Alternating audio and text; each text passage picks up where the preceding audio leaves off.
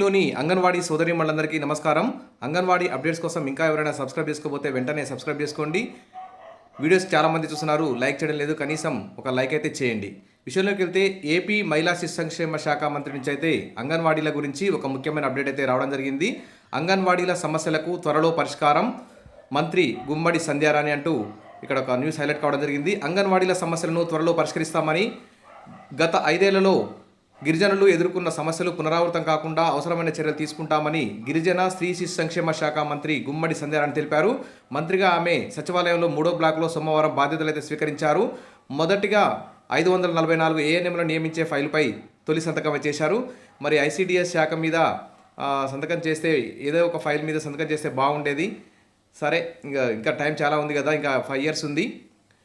ఇక రాష్ట్రంలో గర్భిణీలు, చిన్నారులు, గిరిజనులతో సహా ఏ ఒక్కరూ పౌష్టికాహార లోపంతో చనిపోకుండా చర్యలు తీసుకుంటామన్నారు. మారుమూల గిరిజన ప్రాంతాల్లో ఎవరైనా అనారోగ్యానికి పాల్పడితే వారిని భుజాలపైన, డోలీలపైన మోసుకొని రావడం నిత్యం మీడియాలో చూస్తున్నామన్నారు. ఇకపై అలాంటి పరిస్థితి లేకుండా ఫీడర్ అంబులెన్స్లను అందుబాటులోకి తెస్తామని, ఐటీడీఏ, ఐసీడీఎస్ ప్రాజెక్టులను పూర్తిగా ప్రక్షాళన చేస్తామన్నారు.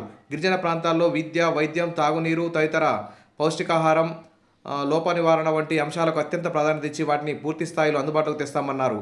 ఈ కార్యక్రమంలో గిరిజన సంక్షేమ శాఖ అధికారులు తదితరులు అయితే పాల్గొనడం జరిగింది.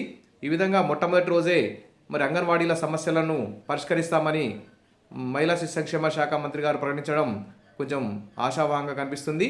భవిష్యత్తులో ఈ 5 ఏళ్లలో, రాబోయే 5 ఏళ్లలో, రాబోయే బడ్జెట్ సమావేశాల్లో అంగన్వాడీల యొక్క శాలరీస్ పెంచి వాళ్ళకు రిటైర్మెంట్ బెనిఫిట్స్, పెన్షన్, గ్రాట్యుటీ తదితర సౌకర్యాలను కల్పించే విధంగా కృషి చేస్తారని చెప్పి ఆశిద్దాం. వీడియో నచ్చితే లైక్ చేయండి, మీ ఫ్రెండ్స్ షేర్ చేయండి. Thank you.